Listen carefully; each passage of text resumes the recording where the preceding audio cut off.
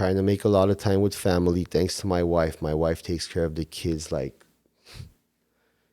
never seen something like that. Like they eat on time, they shower on time, they sleep on time. So that department is covered.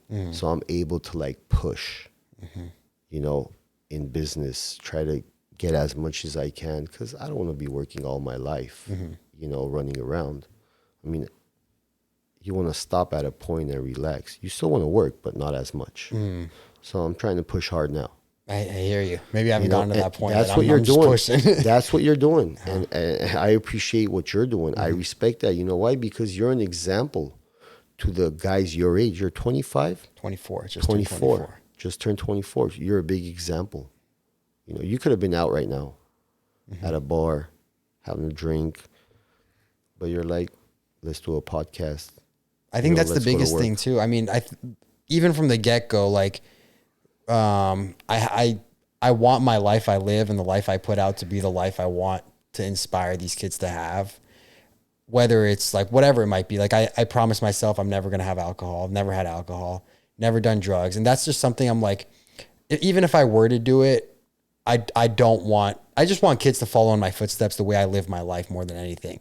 I don't want them to follow my footsteps with what I put out because that could be a lie. You know, like I want the life I live to be true, and I want what people to see me and the way I move, and that's how I want them to be. Well, that was the reason why I said that I would want my kids to watch your YouTube because of all that, because the values you have in you, and that's another thing coming back to your parents.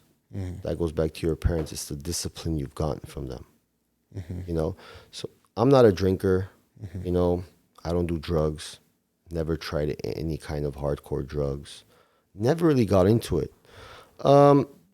My drug was probably going out, dating girls, you know, but I knew my boundaries, I knew my limits, you know, I had older friends, which I kind of got lucky. I had older friends who actually cared. So if they were doing drugs, they would make sure that I'm not in that room. So they were good friends. And I'm still friends with them. They're a lot older than me, maybe 7, 8 years older. I mean, I used to go out of town with them. And they never got me into it. I mean, they wouldn't even allow me to do it. So my dad was very strict. I mean, he just has the look. The mean look, the monster look. So that was another thing. And I mean, my mom helped me out a lot in business. I mean, every idea I had, she told me, go for it. Jump, jump, jump, jump, jump. My dad was the opposite. He was more like, if I had a fever, he'll sit next to me 24/7. But if it comes to like motivating me to go, like when I was buying Amichis, he's like, do you even know how to boil eggs?